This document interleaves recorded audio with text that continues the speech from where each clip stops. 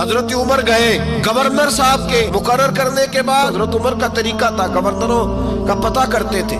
آپ کا طریقہ یہ تھا کہ جس علاقے کا گورنر ہوتا ہے اس کی جامع مسجد میں سب لوگوں کو جمع کر، اور پھر گورنر کو بھی بلاتے تو کہتے کوئی شکایت ہے گورنر کی تو بتاؤ۔ مسجد میں جمع کیا، لوگ اکٹھے ہو گئے۔ حضرت فاروق اعظم رضی اللہ تعالیٰ عنہ نے فرمایا گورنر کی کوئی شکایت ہے تو بتاؤ۔ تو صوبے کے لوگ کہنے لگے 4 شکایتیں ہیں گورنر صاحب کی۔ کون سی؟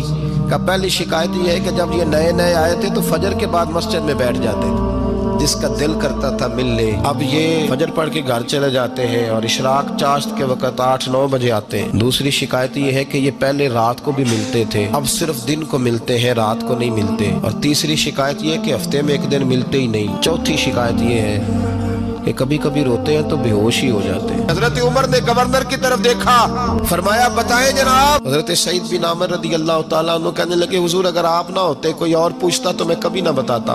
حضور میری مجبوری یہ ہے کہ میری بیوی بیمار ہو گئی ہے، میں غریب آدمی ہوں، نوکر نہیں رکھ سکتا۔ میں سویرے اٹھ کے اپنے گھر میں جھاڑو دیتا ہوں، برتن دھوتا ہوں، آٹا گوندتا ہوں، روٹی پکاتا ہوں اور اپنی باوفا بیوی کے منہ میں لقمے ڈالتا ہوں۔ حضور وہ پخانہ پیشاب کرتی ہے تو وہ بھی میں صاف کرتا ہوں، وہ میری ذمہ داری جو ہوئی تو ذرا دیر ہو جاتی ہے۔ بس پہلے سوال کا جواب آیا تو لوگ کہتے ہیں ہمارے جسم کے رونگٹے کھڑے ہو گئے۔